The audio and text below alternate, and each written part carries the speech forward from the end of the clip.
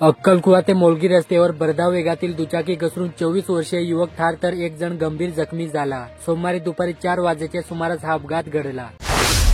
शहादा तालुक्यातील केरलापाणीपाडा गावातून 17 वर्षीय अल्पवयीन मुलीस एकाने पळवून नेल्याचा प्रकार समोर आला। 9 मार्च रोजी युवती अचानक घरातून बेपत्ता झाली होती। तिच्या पालकांनी शोध घेऊनही ती मिळून न आल्याने या प्रकरणी पालकांनी मसावत पोलीस ठाण्यात दिलेल्या फिर्यादीवरून अज्ञात व्यक्तीविरोधात गुन्हा दाखल करण्यात आला।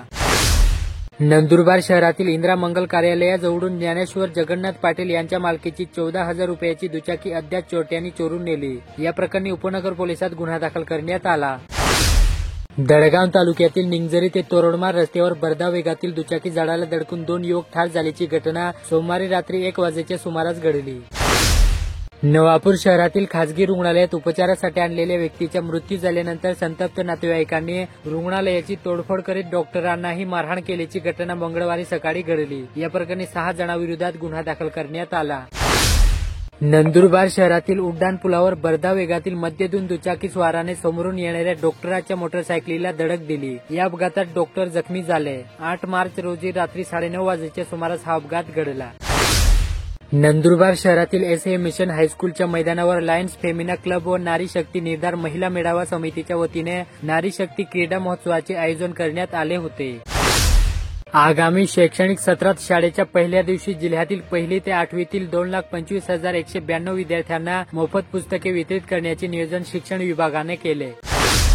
क्रीडा व युवक सेवा संचालनालय महाराष्ट्र राज्य पुणे अंतर्गत जिल्हा क्रीडा अधिकारी कार्यालय व जिल्हा बॉक्सिंग संघटना यांच्या संयुक्त विद्यमाने मुलींसाठी विशेष बॉक्सिंग प्रशिक्षण केंद्राचे उद्घाटन श्रीमती ही गोश्राफ हायस्कूल येथे करण्यात आले।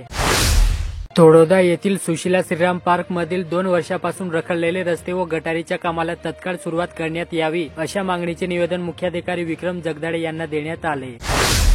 शहादा तालुक्यातील मसावत ते अंबापूर गोणर रस्त्याची अवस्था अत्यंत बिकट झाली। जागेजागी खड्डे पडले। रस्त्याचे दुतर्फा झाडेझुडपे मोठ्या प्रमाणात वाढल्यामुळे वाहनधारकांना अडचणीचा सामना करावा लागत आहे। रस्त्याची डागडुजी करावी अशी मागणी होत आहे। शहादा तालुक्यातील जयनगर येथील ग्रामपंचायत कार्यालयात भारतीय सैन्य दलातून निवृत्त झालेल्या जवानाचा सत्कार करण्यात आला।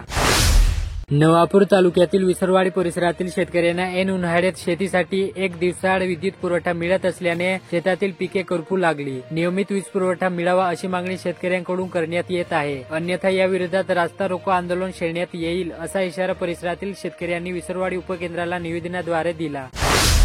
नंदुरबार येथील आगारात महिला दिनानिमित्त झालेल्या कार्यक्रमात महिला वाहक व कर्मचाऱ्यांचा सत्कार करण्यात आला। तोडोदा तालुक्यातील बोरद परिसरात होळी उत्सवाची तयारी सुरू। मंगळवारपासून बोंगऱ्या बाजार भरला। बामखेडा येथील कला व विज्ञान महाविद्यालयात पीएम उषा योजनेअंतर्गत ताणतणाव व्यवस्थापन संबंधित प्राध्यापकांसाठीची 1 दिवसीय कार्यशाळा घेण्यात आली।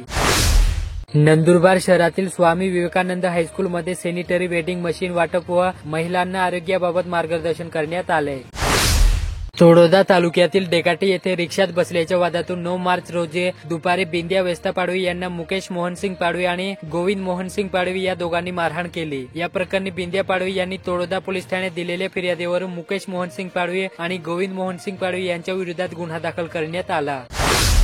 अक्कलकुवा तालुक्यातील निंबापाटी गावात पतीच्या जाचाला कंटाळून 22 वर्षीय विवाहितेची आत्महत्या। अक्कलकुवा पोलिसात पतीविरुद्ध गुन्हा दाखल।